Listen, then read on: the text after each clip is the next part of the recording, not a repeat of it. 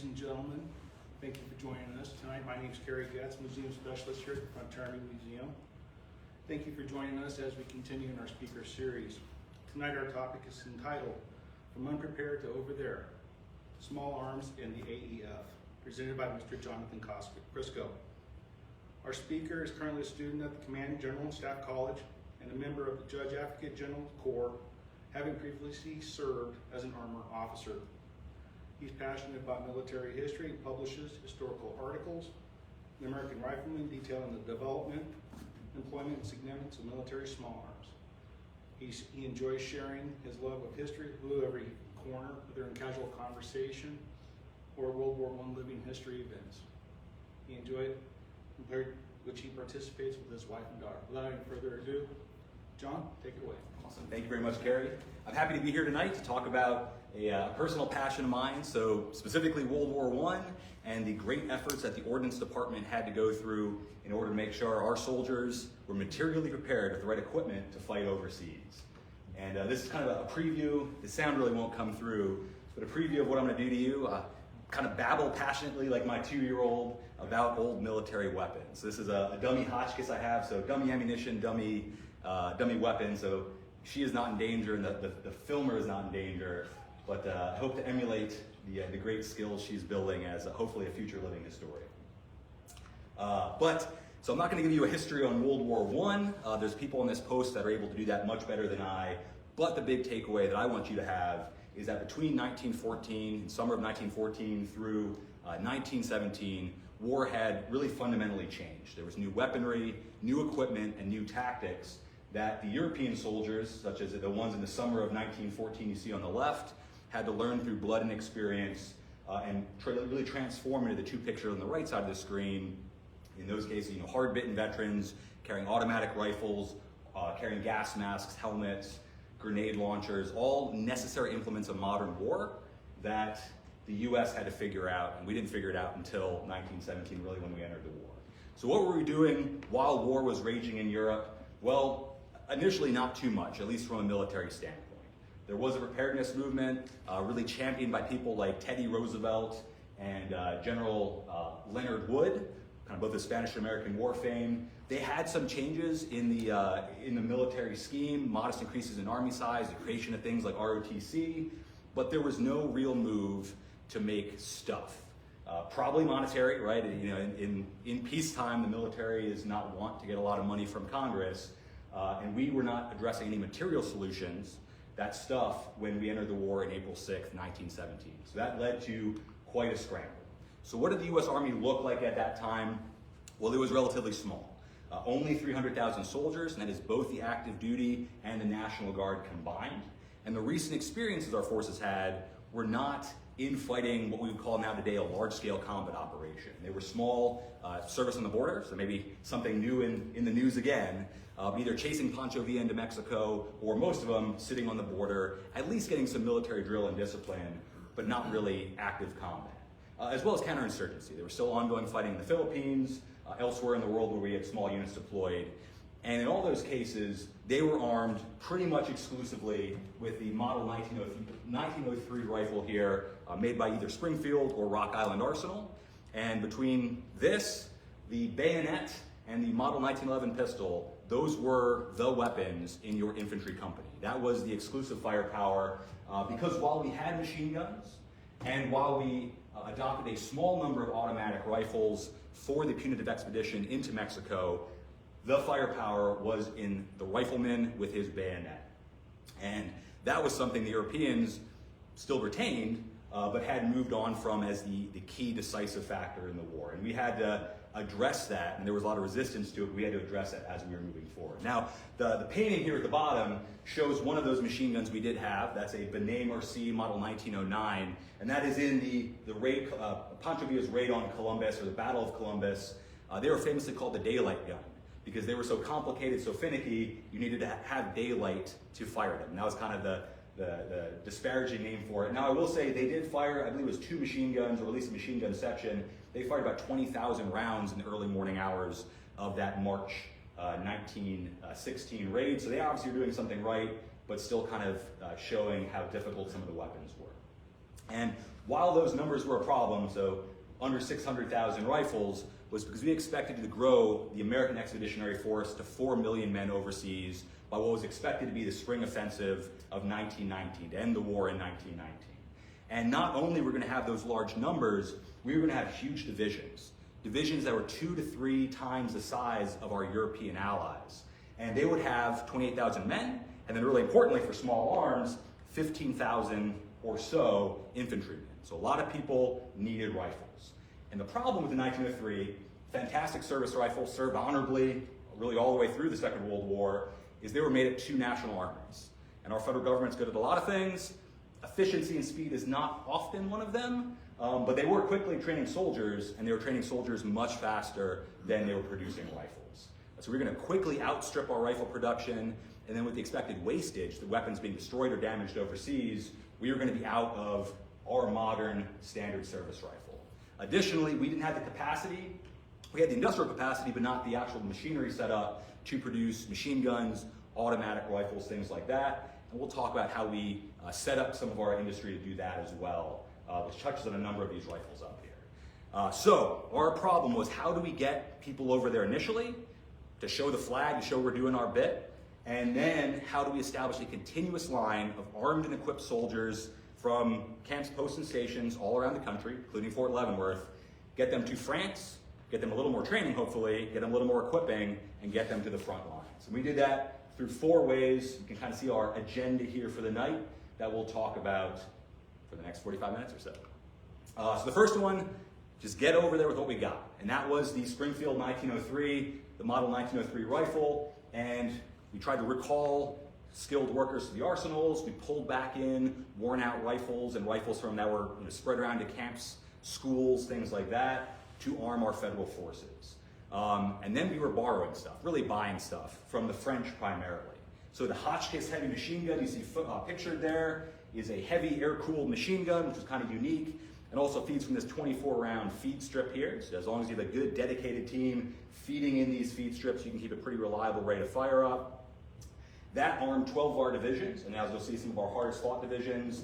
And then the Shoshaw automatic rifle, often called the Shosho in American service because French words are hard to pronounce, and I sympathize with that, was one of the first automatic rifles, man-portable automatic rifles, and this is a 3D replica, but firing from a stamped steel, 20-shot, very curved magazine here. Often uncharitably called the worst machine gun ever made. I think that's perhaps overstating it. I have some sympathy for French manufacturing in 1915, but was kind of notorious for jamming, required a lot of tender loving care that the 22 divisions of AEF soldiers armed with them were often not able to give them. So this is, I'm going to blow this up in a second, this shows in October 1918 what our soldiers were armed with overseas. And zooming in to some of our early divisions, our low number divisions are our regulars. The numbers in the 20s, 30s, and 40s are some of our National Guard divisions. And then the high number, like 77, those are our National Army divisions, or our conscripts. As you can see, they are primarily armed with the 1903s, because these were the soldiers over early, or sort of late in 1917 or early in 1918. So armed primarily with the 1903, because that's what we had ready to go when they were pushing over. And then we'll talk about the 1917s a little later in the presentation. But you see uniformly as a block, Shoshaw 8mm, so that is the French pattern Shoshaw automatic rifle, and Hotchkiss, also in the French caliber. So we were heavily reliant, our hardest fought units were heavily reliant on French equipment, with the plan to eventually wean them off of French equipment and get them with good old American steel. That wouldn't happen until late 1918, however. So all of our fighting, a lot of our fighting, done with French weapons. Probably hard to see for folks back home. This just shows the problem with using weapons made overseas. So in January 1918, this was the distribution plan for Shoshaws to our stateside training units. So pretty much all the infantry divisions planning to go overseas and fight in what eventually became the final offensive of the war, the Meuse-Argonne, were being given between 15 and 20 automatic rifles.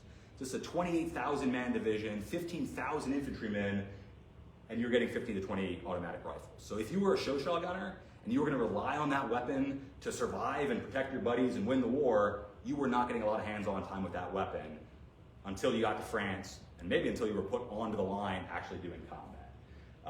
I don't have a Hotchkiss one. I suspect it was similar, but probably even fewer numbers.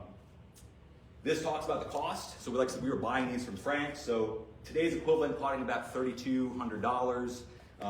Rifles from the time were about $30. So you figure they're about 4 times more expensive than a rifle. The bottom, it does actually work. The bottom talks about our ill-fated process of modifying the French pattern Chauchat, which fired from this 20-round curve magazine, to the American pattern Chauchat in 30 caliber, what we now know as 30-06. I said ill-fated.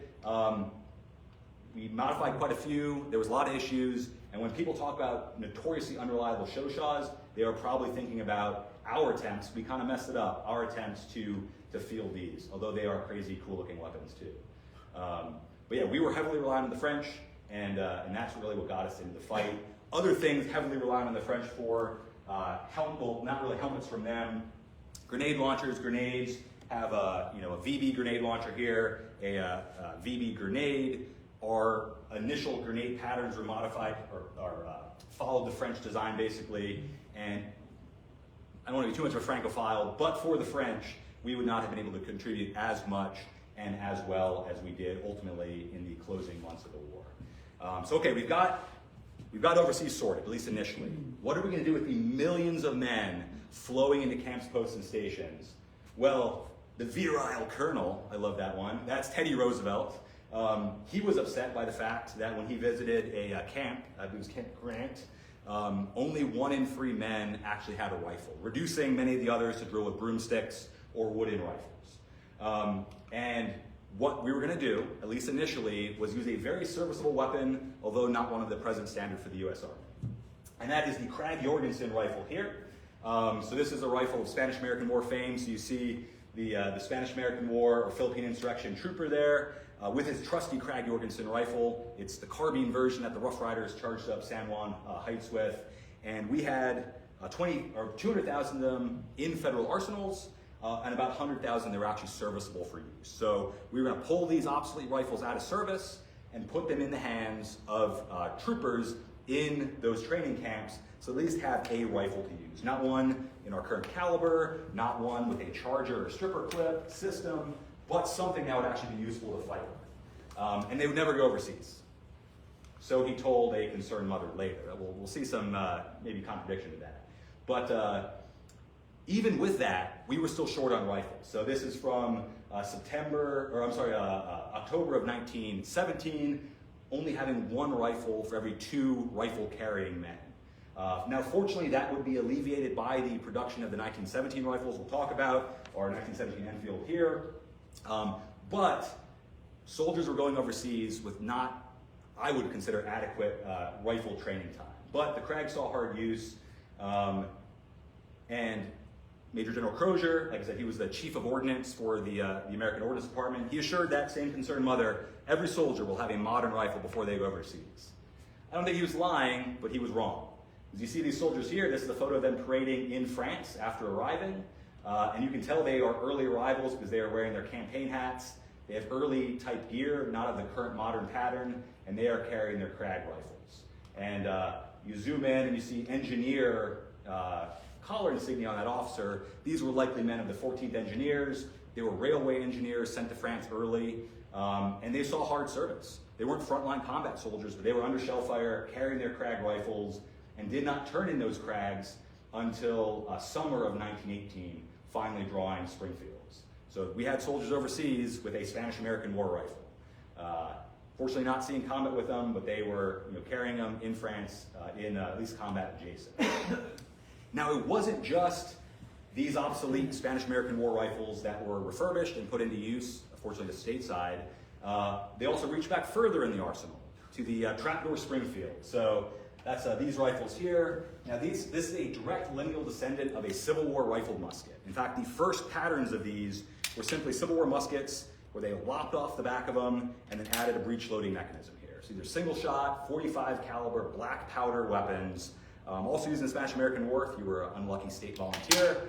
And these were recalled, were used by the arsenals to refurbish, and it caused some consternation. So this, a concerned citizen wrote to his congressman saying, "I cannot believe They are refurbishing these obsolete weapons from the Spanish-American War, almost 2 decades ago. And it's a joke, when are they going to have them refurbishing the flintlocks? When are they going to put them on flintlocks? Now, this probably factory worker or arsenal worker was being a little uncharitable because these did see use all over the country, mostly in the hands of militias, state guards, organizations that needed a weapon for usually internal policing work, but didn't really rate either a modern 1903 or even a Krag Jorgensen. So we have the North-South Carolina Guard being told, you're not getting Krags, you're getting trapdoor Springfields, and the same thing here with this state being saying you are getting the Springfield 45. Now there is one active unit I know for sure had trapdoors for a little while. This is soldiers of the Spruce Production Division in the Pacific Northwest. Likely used them mostly for the ceremonial duties as well as some policing duties, but they also had their own special weapon we'll talk about at the end of the presentation. But there were some active forces stateside that did in fact use the trapdoors as well. So we have our old stuff, we'll yank that out of the arsenal, dusted it off, maybe refurbished it a little bit. We need some new stuff too. We don't really care where it's coming from as long as we're able to arm our soldiers with something at least semi-modern. This first one actually isn't new, these are also obsolete, but the Ross rifle here, kind of unique in that it is a straight pull bolt action. Instead of turning the bolt, you simply pull straight back and push straight forward in order to load it. We're in use by Canadian forces. In one form or another, there was a superseding variant of this as well. In use by our northern neighbors. New York got wind of the fact that there was about 20,000 of these rifles sitting, not being used, tried to buy them, and ran into an issue where it's in the news again today, tariffs. They were going to be taxed at 35% to bring them across the border. So they reached out to Uncle Sugar and said, hey, Uncle Sam, please, please, please, help us get these in the country, either waive the tariff or pay us back, or what happened is the federal government contracted or negotiated the deal and brought these rifles in really on behalf of New York. 10,000 went to New York. That's these fine men here, men of the New York Guard. So not the New York National Guard, but their state militia, the New York Guard. And 10,000 went to federal forces for training purposes. And the reason the New York Guard, their pitch, why they needed 16,000 men under arms, is they were guarding all the key lines of transportation and communication across their state. Think about New York with canals, railways, and then most importantly, the port of embarkation. I'm not sure how much tonnage flowed through the port of New York, but it was a lot of it that was going overseas. And they were worried about labor strikes, things like that, and they needed at least a quasi-modern rifle in order to arm their troops. And these are so some of the distinct markings bringing into U.S. service, the U.S. and the Flaming Bomb, and then of course the New York markings that are iconic for New York Guard weapons. You see it on the stock here. You'll also see this on Krags as well. So the New York Guard was particularly well armed for a militia, basically. The next foreign rifle, and the ones that were used in a bit higher numbers than the Ross rifle, was simply generally called the Russian rifle. Officially it was called a 3-line rifle, 7.62 caliber, but these rifles were produced by 2 commercial firms here in the United States. We were making them for the Imperial Russians when they had their 2 revolutions that eventually pulled them out of the war. 2 things happened. One, we needed rifles because we needed to arm guards and training units and things like that. So we bought over almost 300,000 rifles. The other thing, really the more important thing than these kind of clunky Russian rifles, was the fact those factories were going to be converted to produce machine guns and automatic rifles, namely the Model 1917 heavy machine gun and the Browning automatic rifle. And if those workers were cut loose because they weren't making anything, they weren't being paid, they weren't going to hang around. So by keeping these factories in business, you were ensuring those workers stayed in place and those assembly lines could be changed over to what we really needed, those automatic weapons for the war effort. There's some U.S. Guards here, very visibly carrying the Mosin Nagants, the Model 1891s.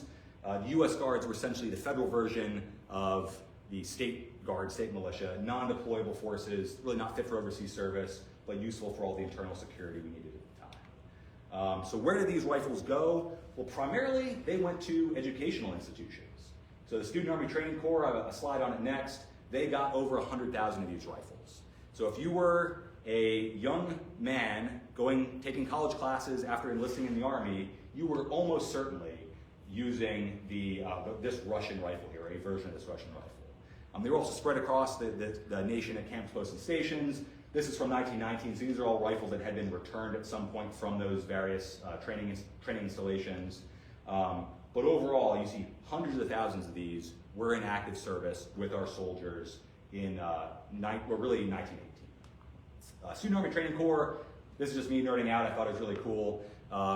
Didn't have an impact on the war because the first class started in October 1918, war ended or the armistice was signed in November 1918.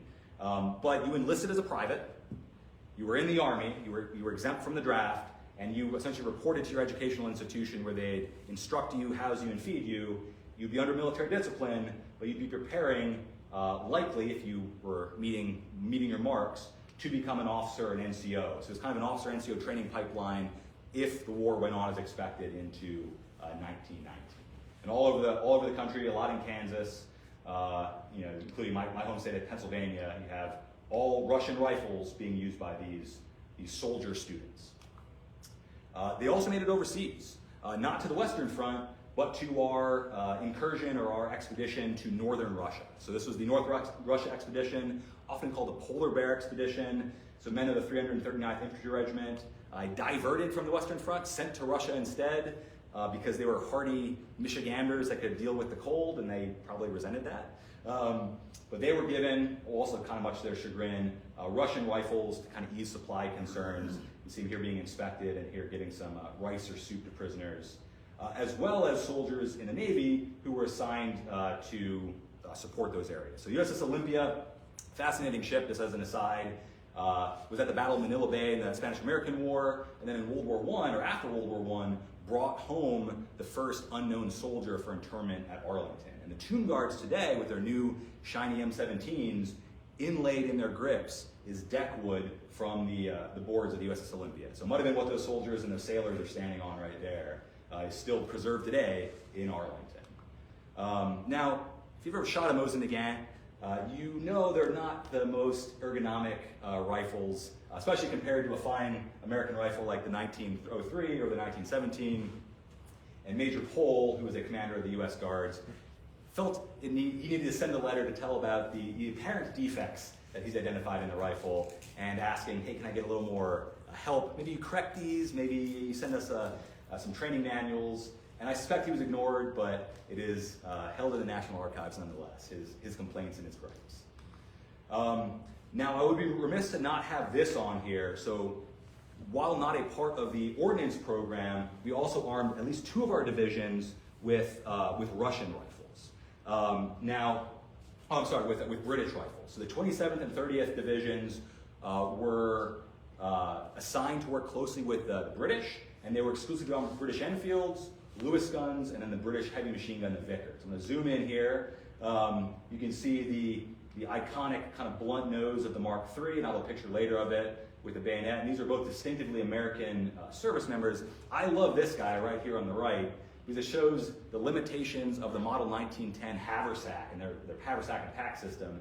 It only held as much as the Army told you to have. If you wanted extra stuff, you got to do what this guy has and have a sack hanging off the back. And if you look close, it's probably canned food. You need canned corned beef or tinned tomatoes or salmon. So he might be the hungry ranger of the group, where he needs to have his extra chow kind of dangling from his bag there while they're on the offensive. In addition to British rifles, there was also French rifles in use. These are soldiers of the 369th Infantry Regiment, or the Harlem Hellfighters. Henry Johnson, what Fort Johnson is named after in Louisiana, famously from that unit. Because they were serving directly with French units, they were equipped with French rifles, even French field gear. You can see here the leather cartridge pouches, the Adrian helmet, the Model 15 French Adrian helmet. That guy probably has a big head like me, because this helmet definitely doesn't fit on my head and doesn't fit on his head either. So I feel his pain, although if it does fit right, it is a very good helmet. But all that was a complete sideshow. That was all stopgap measures. That was all not going to win the war. What was going to win the war, especially going into 1919, was American industry. And we were going to develop, in line with our naming system at the time, which was everything was named by the year it was developed. So the Model 1917 rifle, Model 1917 revolver, Model 1917 helmet, cartridge belt, et cetera, we were going to field all this new equipment made by American industry. It needed to be modern, It's like the best for our boys going overseas, needed to be available in large quantity, and they needed to be standardized. So all 3 hurdles we had to overcome. So this talks about, just about 2 weeks after war was declared, adopting both the Enfield rifle, which we'll talk about next, and then 2 commercial pattern revolvers for military service. So the 1917, this is the Mark III Enfield right here. It's not that. Everybody thought it was. It's not that. So these headlines blaring, all over the place. Why are soldiers using this inferior British weapon? They're all thinking Mark III. They're not thinking pattern 14. So the Mark III is actually arguably a better rifle, but they were not thinking of this rifle here. So the initial intent for this rifle was to replace the British short magazine Lee Enfield, that Mark III. British had developed it in the pre-war years. As they were about to start production, or really considering starting production, the war broke out. So they said, we're not going to make any here on the island. We're going to ship it out to the United States, and you're going to make it for us at 3 commercial firms, those contracts in 1914. With all the problems that come from having to do stuff analog, you can't email that CAD file. In 1914, you had to send drawings and set up machinery. It took about a year to deliver, a little over a year, to deliver the first beginnings of that contract. And ultimately, they delivered a little over $1 million, but the British were looking to wind down those contracts just as we were looking to get into the war. So really perfect timing. They wanted to get out of these contracts because they didn't see significant frontline use, except as a sniper rifle. And that was due in part just because of the late deliveries and the interchangeability issues, which would prove to be kind of the bane of American manufacturers. There were 3 manufacturers, Eddystone, Winchester, and Remington, with Eddystone being a subsidiary of Remington. They were effectively producing 3 different rifles. They all looked like this, but, I'll get to it in a second. Really, very few of the parts interchanged. They were fundamentally 3 different rifles. So, the model 1917, this rifle here, was going to be our answer, what we were going to arm American doughboys, especially our conscripts or draftees going overseas with. Made some minor changes, cut out the volley sight. We wanted to change the caliber, and we wanted to standardize it, to make all those parts interchangeable. But the first thing General Crozier had to deal with was letter after letter after letter after letter from concerned senators and congresspeople and moms and dads who were worried about this strange foreign rifle that their boys were going to be armed with. For a major general, he might have been brigadier general at this time, he responded to a lot of, I don't want to say hate mail, but very concerned public outreach. I don't think our general officers are doing that quite as much today. Maybe they're on Twitter doing it. But a lot of public calming to both our elected leaders and people. So after he got people a little bit warm and fuzzy, he had to contend with some people inside the ranks as well. So General Leonard Wood, once again, former chief of staff of the Army, so he was somebody even at this time. He basically said he got wind of the fact he was going to be in the American caliber, and he's like, "You guys are crazy. You clearly have not understood the issue. You don't understand modern war. This is the height of folly. I can't believe you're doing this. We should keep it in the British caliber. We should use French and British ammunition overseas, and our 1903s, keep them stateside. Use them for training with the Krags, but only send these British pattern and British caliber rifles overseas." General Crozier, early in the war, still brigadier general, basically hit reply all, and he had his snippy reply all, probably didn't wait, and sit and let it, breathe before he sent back that angry note. And he just simply quoted back, all the mean things that General Leonard Wood had said to him. Once again, a 3-star general, or 1-star general writing about, I believe still a 3-star general, saying, "We got this. It's not even worth my time to give a full response rebutting all your assertions, but we've got this handled, guy. You go right off into the sunset and leave me alone, basically. Let the Ordnance Department do their thing." And then the last thing, and I talked about it before, was the interchangeability. This is a list from the British colonel who was in charge of the rifle production at the time, showing all the major parts, including the bolts, that were not interchangeable between the model 1914, or the pattern 1914, and then the very early 1917s when they were figuring it out. So, like I said, basically 3 different rifles, and we needed to address that. And it took us about 5 months. From the declaration of war in April 6, 1917, we didn't start actual rifle production on the 1917s in serialized standard production until September 1917. So took us a while because the drawings were different. They had to do conversions of diagrams and things like that. And then by January 1st, 1918, they finally got the stamp of approval saying all the rifles can be intermixed satisfactorily, send them all overseas without concern. And there had been ones overseas that were not interchangeable, and they had to deal with some of those issues.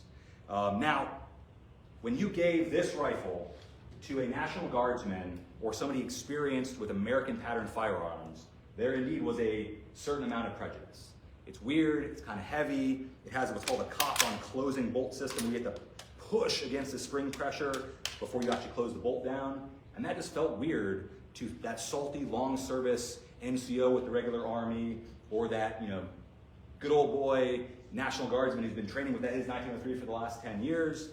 So they sent rifle demonstrators who were men of the Ordnance Corps Reserve or the Ordnance National Guard Department or departments to go sing the praises of 1917. Train the soldiers, make sure they were kind of had that warm and fuzzy with the weapon, and then report back to General Thompson, then Colonel retired Thompson of later Thompson submachine gun fame, what the problems were and how can we correct these things in the process of making these weapons. And they had a lot of issues with parts breakages, and that compounded with not enough spare parts. And they addressed those by changing some of the milling procedures and some of the extractors. They had explosions. Fortunately, those were just soldiers not cleaning the grease out of their rifles. So the rifles were then sent with a tag that says, hey dummy, break this fully down before you try to send any rounds through it, or the weapon will explode on you. And then some complaints from soldiers in the field. So we talked about that difficulty closing the bolt, weapons arriving frightfully rusted, minor quibbles about the sling swivel when they removed the volley sight, and then some other concerns. You have to understand that at the time, a aperture rear sight, what we call a peep sight, is kind of unusual. A modern shooter loves it. I love it, right? If you shot an M16 pattern weapon, you fired an aperture rear sight. This was kind of a new thing to a lot of people, and people had to be convinced it in fact was a good thing. But despite all those hiccups, despite 5 months to start, once we got rolling, American industry really got rolling. So from September until the end of December 1917, they produced 300,000 rifles, almost tripling their expectation of what their target they had to hit. You see the signature by John Thompson there. And to put it in context, this is the average daily output of both the 1917 and our 1903 rifles. So about 6 times the 1970s were coming off the assembly line, and that's a good week for the 1903s. But really the context that I think is valuable, every 3 days, they were arming a division's worth of riflemen. So these flying off the assembly lines at these 3 factories. This is a really hard chart to read. We can look at it at the end if you'd like. This just breaks down by day and by factory and all types of rifles how many were being produced. So literally thousands of days were flying off. Here's another breakdown from a different part of the year where almost 6,000 rifles being produced. The big bottom line takeaway though for the 1903 or 1917, over 2.25 million produced by the end of the war, a little after the armistice, compared to a comparative trickle of 1903. So that's why 2/3 or about 3/4 of American doughboys were armed with this rifle is because of American industry really stepping up to the plate and having a Herculean effort to produce. And people liked them in the end too. When they were giving these to green troops, so like new conscripts who may never have fired a rifle in their life before, they actually found they were really easy to train on. There was no preconceived notions, there was no hate towards them, and it was a good rifle for these new troops, and it served well and it served hard overseas. The model 1917 revolvers kind of have a simpler story. They were essentially commercial big bore revolvers that the Army said, hey, militarize these a bit for us. They did that by adding this landing group in the bottom, giving some military stampings, and then the most novel feature was the adoption of, I see them on the screen up there, the spring clips here. So that adapts the ammunition from our automatic pistol, the Model 1911 semi-automatic pistol, for use in the revolvers. Because without them, you can't extract reliably the ammunition. Here, you hold in these half-moon or 3-shot clips your ammunition. It allows that extractor to grab the ammunition and eject it. So it was a Smith & Wesson invention that they shared with Colt and was able to arm our soldiers successfully, producing almost 300,000 in the span of really the 18 months we were heavily involved in the war. The 1911 story's a little bit easier. The US government, we stopped making them because we were super inefficient. We couldn't do it because we were concentrating on 1903s instead. We turned to commercial firms, the prime contractor being Colt, who had been making these the whole time, and they produced really over 400,000 of them during the course of the war. So just once again, American industry stepping up, and these guys were the experts, and they just stepped up and did the thing they were good at. Obviously, Colt still produces 1911s today, so they've got to figure it out back in 1918. Now, the trench gun, the weapon of myth and video games and cool movies.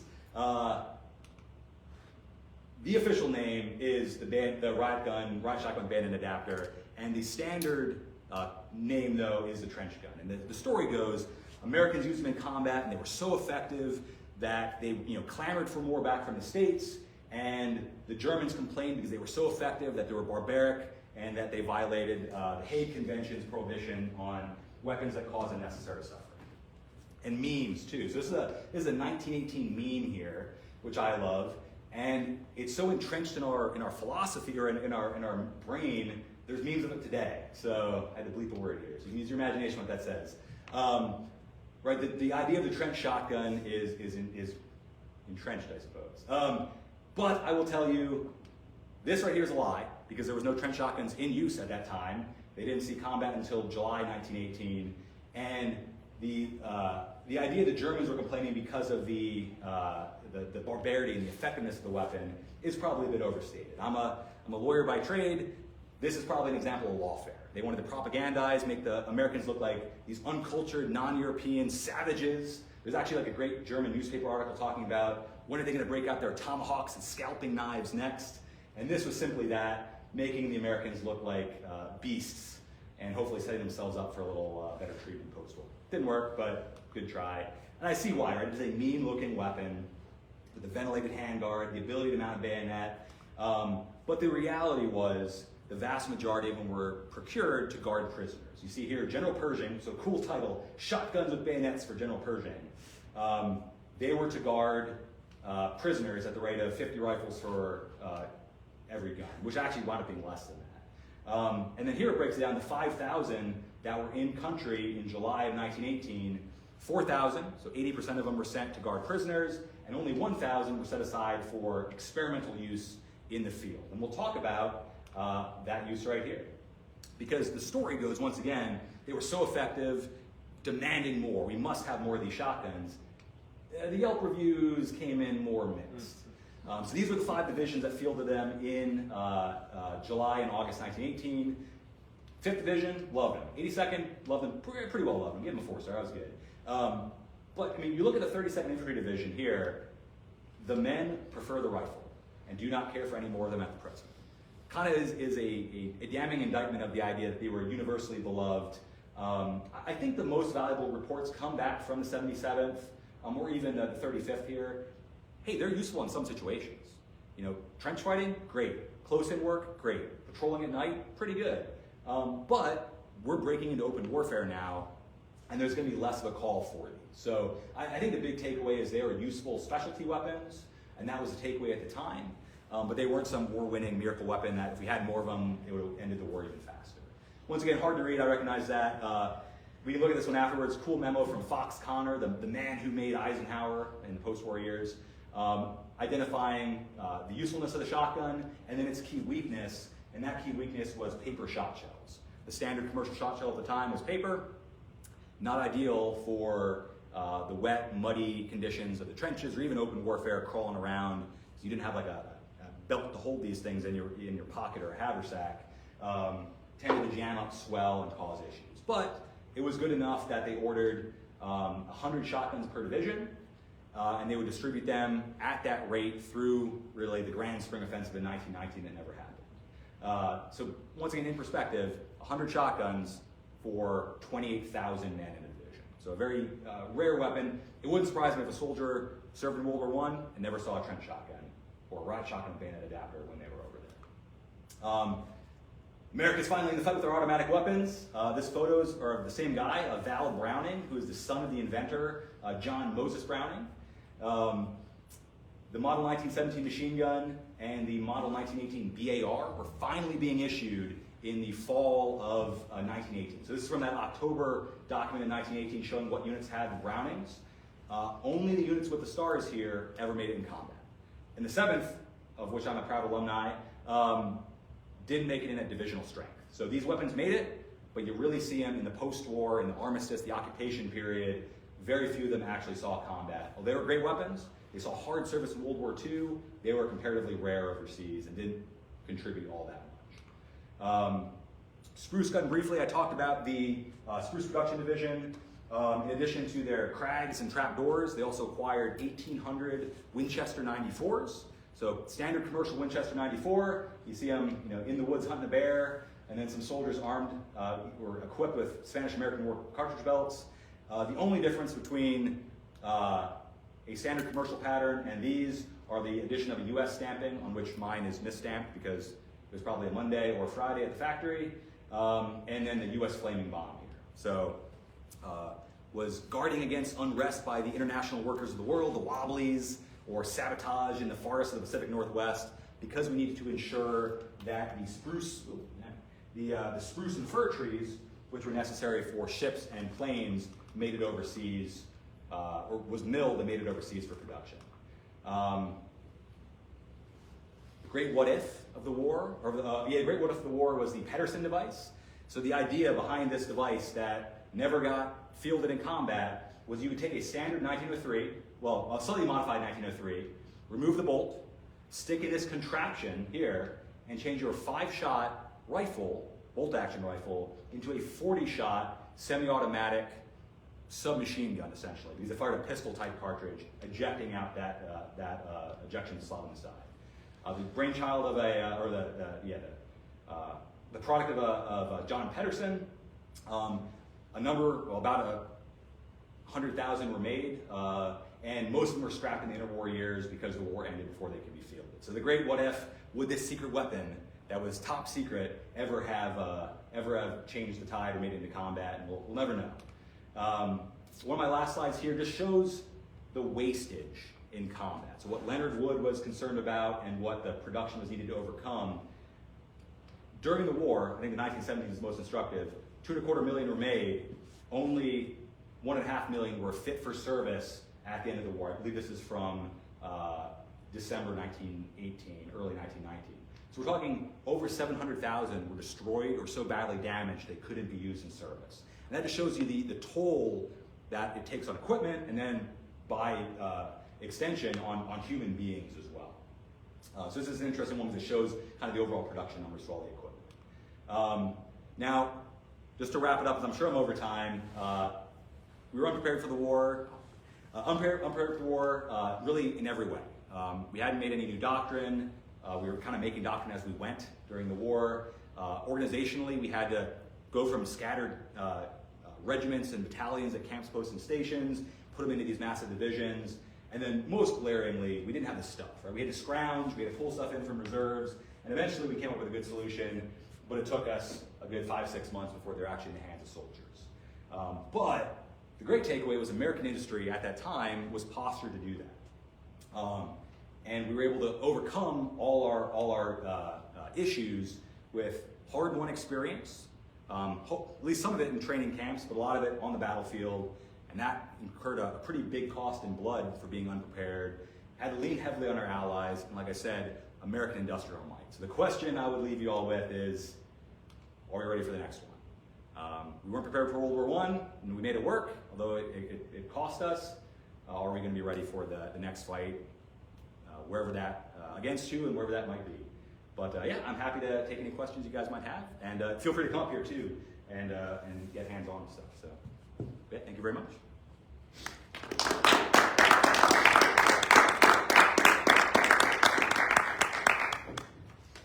Andrew Stolinsky says hi. Oh, awesome! Yeah, I'll have to give him a hard time. I texted him to